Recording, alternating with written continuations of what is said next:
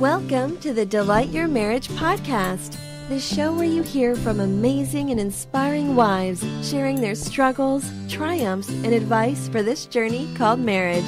Here's your host, Belah Rose. Hello, and welcome. Thanks so much for joining me on the Delight Your Marriage podcast. My name's Belah Rose, and if you have joined me before, I want to say welcome back. Thank you so much for allowing me into your life and into your thought processes. And I think that today is going to be a really great conversation about a high drive spouse or a low drive spouse. Specifically women is really who I'm talking about in this call, but obviously for men, it really is going to be helpful to understand your wife. Let me interject really quick because I often hear this story when I do my clarity calls. And for a limited time, I'm really not sure how long I'll be able to do this, but it's a great opportunity to do a clarity call with me. Now, this is a $500 opportunity. This is essentially my coaching time. And this is an opportunity for you to get clear on what's blocking you in your marriage. And I essentially ask you a ton of questions to really help you get a true understanding of what are the obstacles, what's keeping you from getting the marriage that you want. And ultimately, we discern where is it that you want to go and your distinct vision of what that is, your specific vision of what that looks like for you.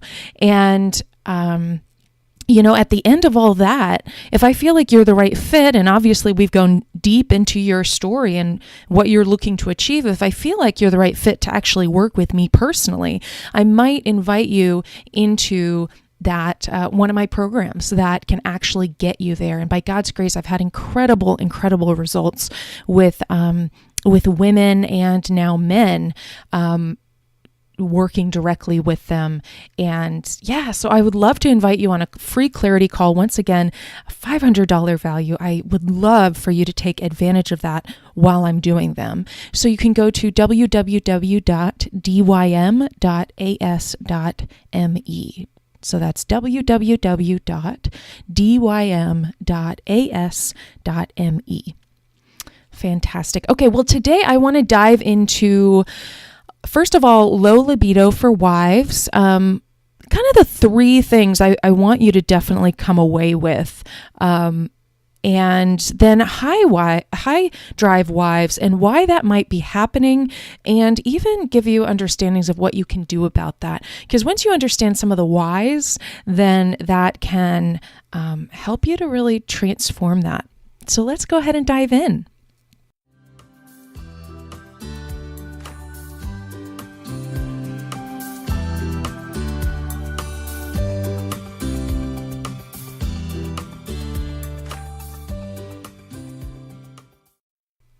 Awesome. Okay, so here's what I want to talk about is low libido. First of all, let me tell you, I'm Belah Rose. I have done this work for a long time. I wrote the book on Delight Your Husband, right? So I am very much aware of sexual components in a marriage, and I am low drive. I have been for a very long time, and my whole marriage and my previous marriage. And what I want to help you to understand is that it's okay to be that way. It's okay to own that. It's okay to recognize that this is something that you just don't have the desire as much as your husband. And so I don't want you to think, though, that that's an excuse to not make love on a consistent, frequent basis with incredible, fierce, powerful, dominating, as well as intimate, connecting, meditative, spiritual sexuality. Just because you are, quote, low drive does not mean that sex should not be a part of your consistent life. And I want to tell you about that because I think that couples sometimes go decades with the understanding that, oh, I'm low libido, so that's a chemical issue. So that means, if I don't desire it, we're not making love. I'm a 21st century woman. I love the amazing rights that I've been fought for by the women and the leaders that have come before me and made sure that we can vote and be in high positions and leadership positions and in work places and all these kinds of things. But I want you to know that I don't think that a man's drive for sex and a woman's drive for sex should be considered equal. Because I think a lot of times we have this understanding of, a lot of times women feel like, well, if I don't want it, then I'm not going to make love. That would be, inauthentic. That wouldn't be who I am. It wouldn't be sharing, I need to want it in order for us to make love. And I just want you to be clear that it's not the way women work, even physiologically. Women a lot of times have to commit to sex before their bodies start to respond, before they even get wet and their vagina elongates, and all of the actual physical changes don't happen until her mind commits to sex. And a lot of times that takes a long time. She might need, hours before making love for her to be like, okay, we're going to make love tonight. Let me make sure I'm feeling beautiful. Maybe I'll be aware of what I'm eating so I'm not bloated by the time we're going to make love. Let me be thinking about, sex. Let me think about how to tease and how to seduce. That's why I so encourage seduction from women, because that gets you in the mood. It actually gets you turned on when you are seducing, and it's a lot more fun. So I encourage you that just because you, quote, have a low libido doesn't mean that you are stuck with that. We never have to be a victim in this life. I agree that there are so much horrible things that you may have gone through, and I don't want to minimize that. Sexual abuse is horrific. 1 in 4 women have experienced that.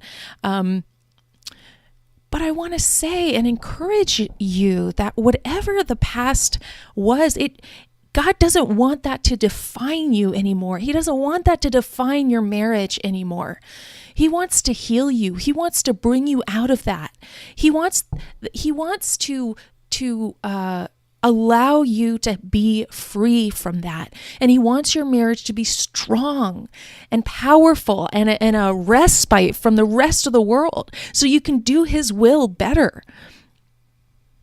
So I want to encourage you that the enemy wants you to be a victim. The enemy wants you to have every excuse in the book to say, no, we are not unifying as a couple.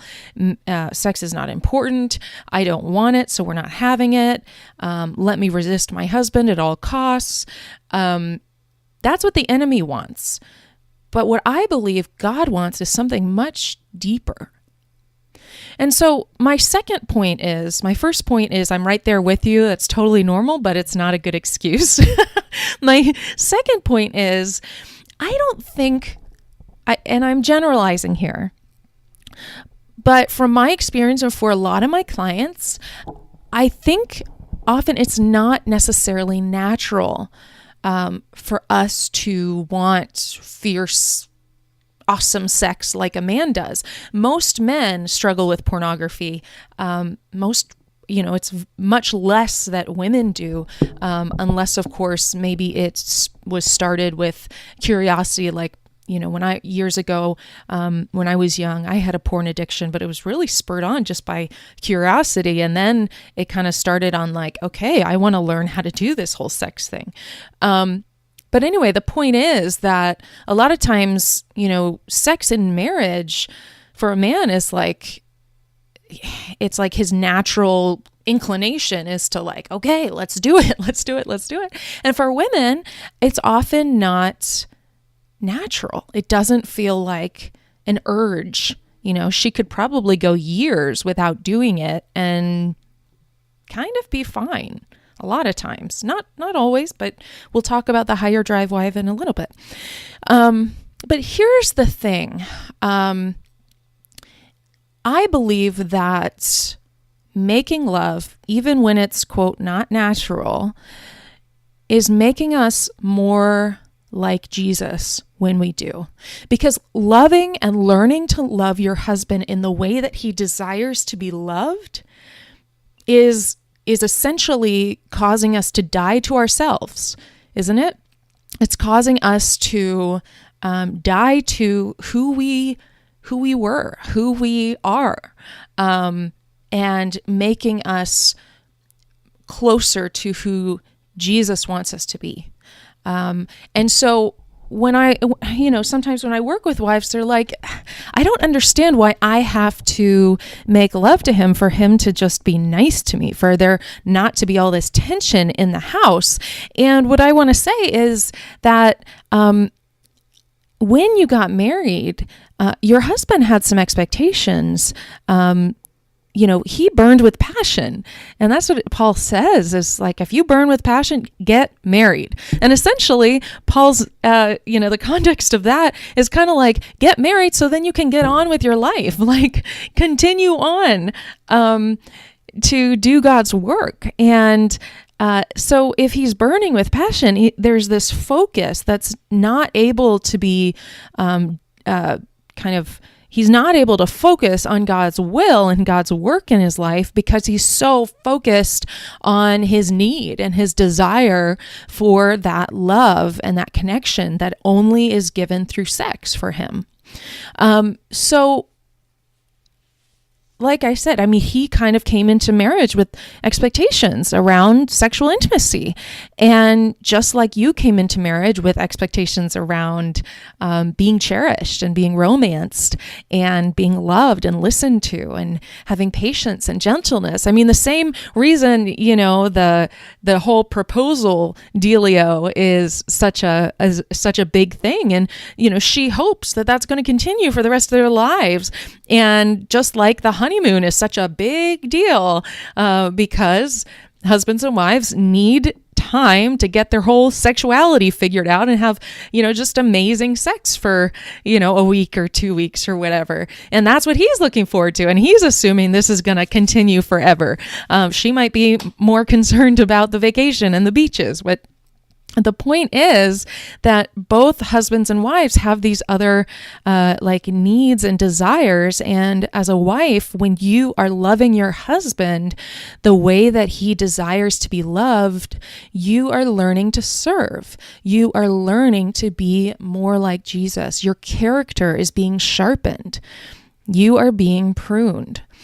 And you might be saying, well, seducing and, buying risque lingerie and learning how to dance and, all these things, how is that even, godly and that kind of thing? And that's also a big piece of discipline, of disciplined pursuit of understanding the holiness of sex. That is vital for you to love your husband the way he craves to be loved. And it's, again, similar. Think about your husband. He probably has such a difficult time thinking about the prospect of taking you on a date, where in the world to even start with causing you to like what he's going to do. There's a lot of anxiety. I had no idea my husband had so much insecurity and anxiety around dates. That's why he wasn't taking me on them. I thought this whole time he just didn't care. But the truth is he was anxious, so he just avoided it. He didn't want to be told it wasn't good enough. And so, which I used to do. And unfortunately, a lot of women do. They tell their husbands it's not good enough. They critique them rather than build up the good things he did. And then eventually he'll do more. So just think about, from his perspective, what that could feel like. You want him to go learn maybe cooking classes so he can do a romantic meal, surprising it for you, or you want him to look at, research online, romantic places to take your wife, or, you want him to do those things because that would make you feel more loved when he learns and does them. But if he has this negative attitude of, okay, well, I know she needs to go on a date, or I know she needs me to listen to her, so I guess it's time. I'll just sit down and, see if she'll just talk, and I'll stay here until she's done. I would be like, well, never mind. I'm not going to talk. I'm not going to share my heart with you. And it's the same way with your husband. If you have a negative attitude about lovemaking, he knows. It's not like he becomes some stranger all of a sudden because he's turned on. He's not the man that you know him to be. He recognizes your discomfort. He sees it. He knows exactly, but he craves it. He desires it. So if he has the, inkling that you're going to allow it, he's so kind of ravenous for feeling loved, he might take that opportunity. But it doesn't mean that just because he had an orgasm, he's, feeling totally filled up and loved in his heart. You want him to feel those ways, So I would encourage you that, your attitude, it's a discipline in your heart to make sure you are loving your spouse in the way that he desires to be loved. So the third thing I want to talk about is just to understand that it's totally normal and okay if your kind of libido maybe has waves. So let's call it that, or seasons even. Short seasons, but seasons nonetheless. This was a really helpful thing that a mentor taught me years ago. And she said, passion comes in seasons. And I thought that was interesting because it kind of helps take the pressure off a little bit.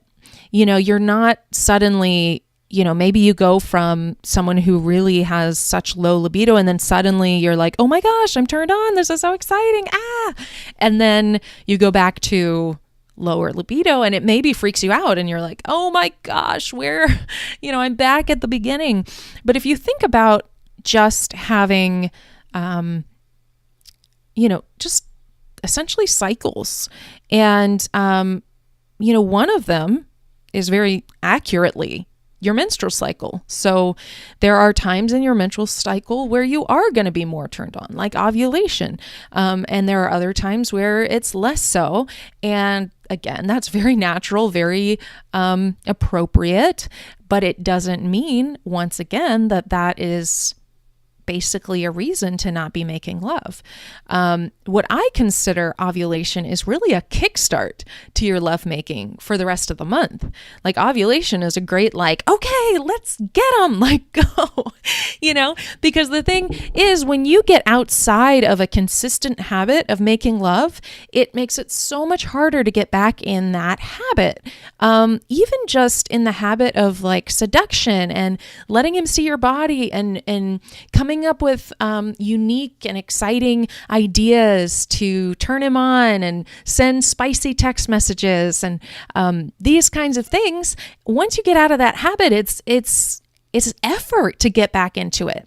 So again, ovulation is a great kickstart, but I encourage you to not get out of that habit. Just like going to the gym, getting there is effort, but once you're in that habit of going and working out, whether it's going to the gym or working out, outside or running, going to the park, playing soccer, which I now am doing once again with my husband's pickup team. So fun. But when you get out of that habit, it's really hard to get started again. The other thing is in terms of your libido going in waves is a lot of times external stimuli can help. So it's funny, when I took a break over this past summer from DYM, my podcast, there were some listeners that are like, I just didn't have as much motivation to make love consistently because I wasn't listening to your podcast. So I encourage you to continue listening, God willing, that you would be inspired to continue to make love and continue to recognize the value and the priority this should have in your life. So that is what I want to really encourage you, that you can get back in the saddle. You don't have to feel like, okay, well, my libido left because of X, Y, and Z, so I'm not able to move forward. I want to tell you about a wife who I've been working with for several weeks. And when we had our first clarity call, she was like, I don't even know what it feels like to be turned on. We've been married for years and, it's really just for him, but we do it consistently. But I don't feel anything. I feel like, my rest is numb. I feel like I feel a lot of pressure that I have to do it for his sake, but I don't get any real enjoyment or excitement, physiologically. It's really just for him. And by God's grace, we were able to really go through my system to help a wife get to a place where the bedroom is not pressured. There's not high expectations. There becomes a freedom. There becomes gratitude. There becomes safety, where she feels able to express herself, where then she actually is able to activate and become aware of the feelings inside her resa. And through all of that, in just several weeks, it was really amazing what God did, because she's got several young children. And apparently they went to a wedding and got home at like 1:30, 2 o'clock in the morning. And this was after driving all the way home. I guess it was a distance, and they had to drop off different people at different houses. And, she's a very busy woman, active in her community, kids, and she works full time. And just like, how in the world, is she supposed to have an awesome sex life amidst all of that stuff? But after that wedding and they got home, she was like, no. She was so turned on that she grabbed her husband and was like, we are making love anyway. And so I was so excited for her, because now here she knows what it's like to be turned on, and she can tap into that at any time. Once she has that, when she's kind of gone there and she understands it, and she can love the sexual connection, because I myself have the same thing. I know how to get to that again and again and again. And certainly there are waves. And if I get out of the habit, or if my menstrual cycle, sometimes, or if I'm getting sick or whatever, there are times, but then you snap right back into it, and you continue to recognize the value and the import of sexual connection with your husband. And then by God's grace, it brings you together once again. So then you can, again, to do God's will better in this world. You feel filled up in love, and that just multiplies in every other area of your life. It's really a beautiful, beautiful thing. It's funny, different people that we've encountered, whether it's people from church or people from soccer or whatever, they assume my husband and I are dating, because that's I don't guess. I mean, I know it's just the level of excitement that we have for each other. But it's really wonderful, because they get a chance to see, what does a healthy marriage look like? What does people that are crazy about each other look like? And gosh, those are Christians. Those are people, like, sex can be better in marriage. I don't have to be sinning by being addicted to pornography or doing those hookups in our hookup culture or all these kinds of things. I can actually have a marriage that's hot and fierce. The answer is yes. Yes, you can. Dear husband, that's possible, absolutely. And for a wife, you can feel filled up in sex. You can feel like it's connected and intimate, and you feel cherished, and you feel adored, and your husband serves you and wants to romance you and listen to you and hold you, even non-sexually, right? So yeah, I want to just give you that vision. It's not outside of your reach. It's not outside of your grasp. So let me switch gears. I want to talk about the high drive wife. And for those listening that are like, I crave that. I want my husband to desire me more sexually. I want to first off, now these are going to be challenging things to just look at. But I do want to challenge you, because if I don't think I'm speaking truth. And one of my biggest things for this season in my life, one of the 3 quarter goals that I have is to speak truth, or at least don't tell a lie. And I'm really focused on that. Of course, I want to speak truth with wisdom, because I don't think I need to be telling people, what I think all the time. I don't think that's wise, and it's not even biblical. But the truth that I want to just ask you to consider is so a few things. The first one is, when was the last time you initiated as the wife? When was the last time you initiated? So some women tell me, my husband has no desire. He doesn't go after me. It's been years, or it's at least been months, or it's rare that he does anything. And I'm just curious, why have you not initiated? Why have you not taken that opportunity to seduce him? And a lot of people, it's their insecurity. A lot of people, they just want him to take all the insecurity, right? It's very insecure for a husband to pursue his wife sexually, because it's such a need for him. So if you have rejected him, or you have corrected him, or you have said anything negative about your sex life before, there's a big barrier for him to even try one more time, much less over and over again. That is very hard for a husband to get past. So it might be your time. It might be your turn to initiate. Oh my gosh, I talked to someone. I'm so sad about this. She and her husband are going through such challenges with their intimacy. And she told me that a sex therapist said for her not to initiate. And I just was like, jaw dropping, like, what? Why in the world would a sex therapist say something like that?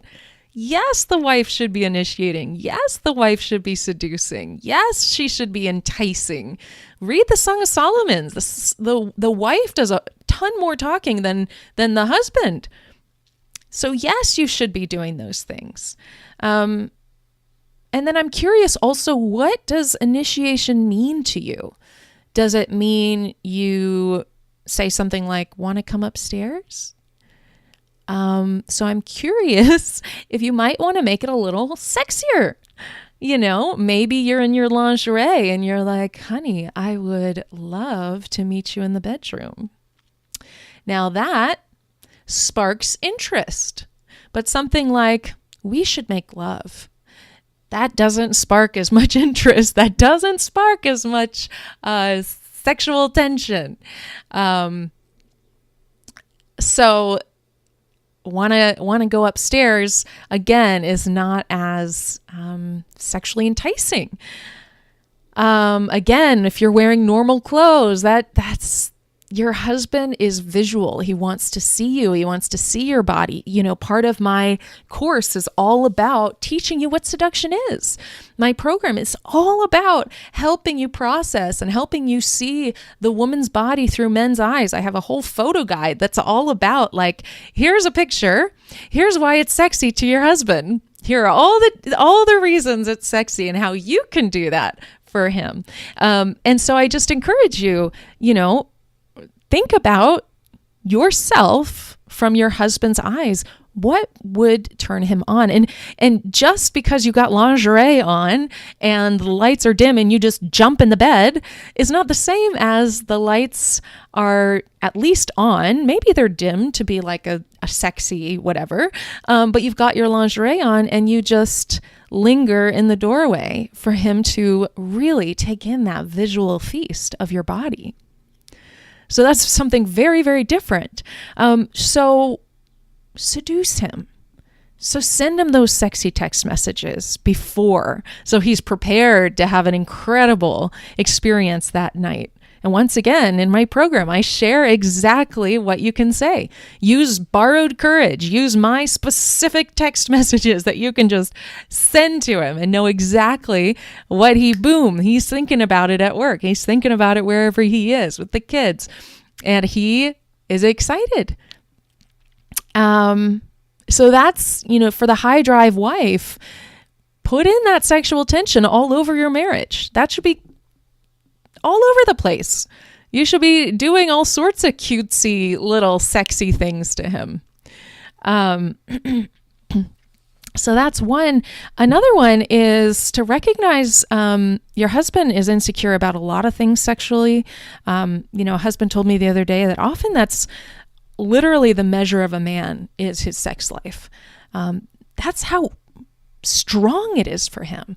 So that means his penis size. That means his sexual abilities. That means his ability to make you orgasm. That means whether or not he has stamina and is able to stay erect for long. Whether or not he has ED. These kinds of things can be affected by the way you respond to him with joy and love and have a positive attitude throughout all of it. And you give him that confidence and encouragement. That's all affected. And I want you to know comments like, honey, you should really get that checked. That is not a benign comment. That is a comment that lowers his self-esteem, that it makes him not want to approach you. It makes him feel like he's broken. It's almost like him saying, honey, I think you should really lose some weight. Like, can you imagine the kind of distance and the wall he would have put between you just by saying that? But he won't tell you that because he's a man and he doesn't want to show his weakness. He'll pretend like it's no big deal. But those are not benign statements. Those are things that really hurt and they cut deep. The last thing, and this is the hardest thing to share and ask you about, but pornography might be involved. Because once again, sex is such an insecure kind of thing for men that pornography doesn't say no. Pornography doesn't make him have to be a man. It doesn't make him have to cherish you so that you feel emotionally fulfilled that you want to make love to him. Pornography is always there. The temptation is right on his phone. 1 in 5 Google searches are for pornography. And it's every flavor, every kink, all of it, right? So the reason I'm saying that is not to scare you as much as it is to warn you, because I think, sadly, I talk to wives that are just completely unaware. They're completely unaware of how pornography is all over our society. That every man, I would say, unless they're living under a rock, has been exposed to it. And there's most non-Christian men, unless they, have a strong set of values against it, are using it. And they call it masturbation. They call it natural. So I want to warn you that that's a possibility. I want to warn you that I don't want you to have your eyes closed. I don't want you to walk into danger and think that it's not something that goes on. It is. And it could be going on. And I'm not prescribing what to do next. I just want you to understand the normalcy of it. Not that it's right, But I also don't want you to think that your life should be shattered if that's what's going on. Because once again, most men, in fact, all men that I've ever met, because I don't know anyone who's lived under a rock, all men have been exposed to it. And so the next piece is, okay, what am I going to do proactively about this as a wife? And again, there's a lot you can do, not by fighting with him, but enticing him away from it. I've worked with wives in that capacity, and there's ways that you can be a wise wife, attracting him away from the sin, the soul-crushing sin of pornography and affairs.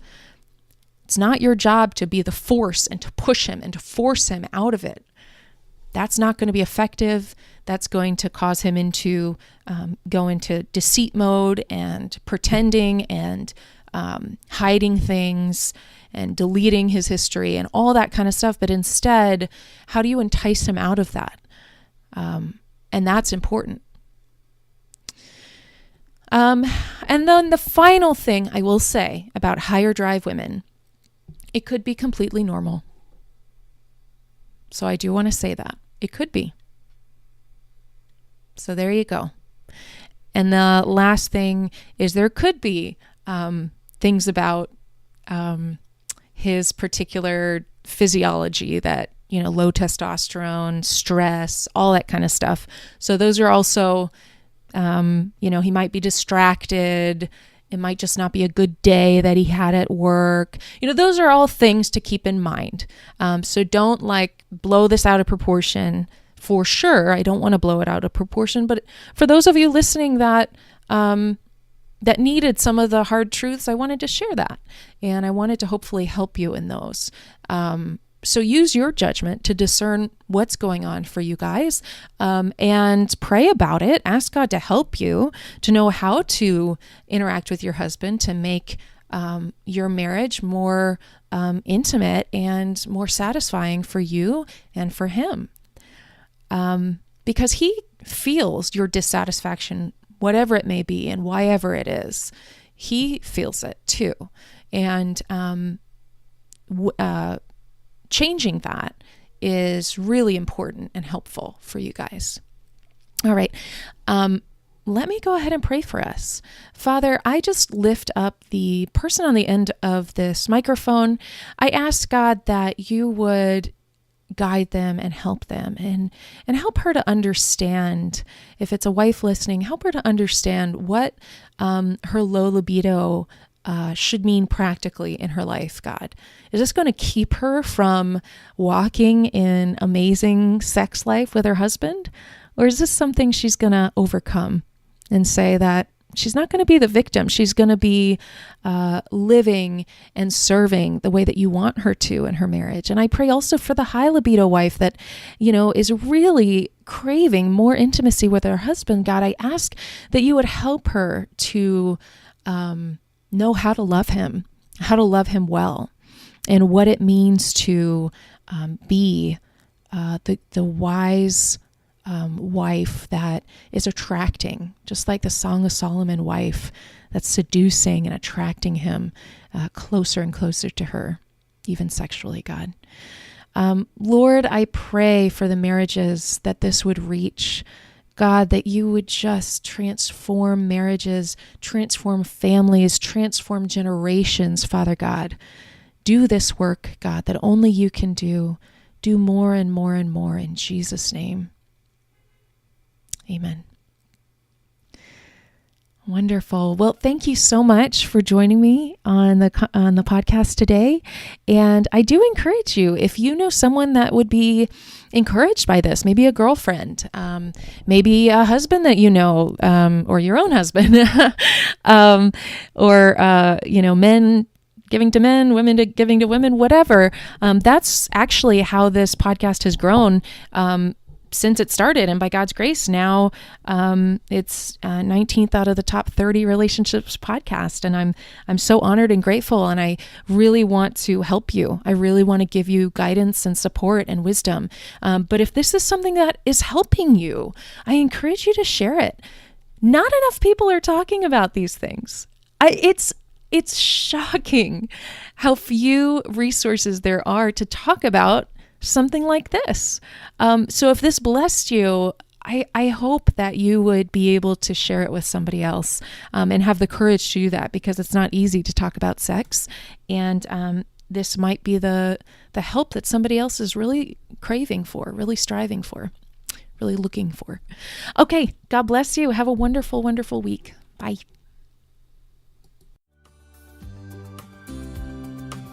Thanks for listening. If you've been blessed by this, why not share it? Until next time, live with love, wisdom, and passion.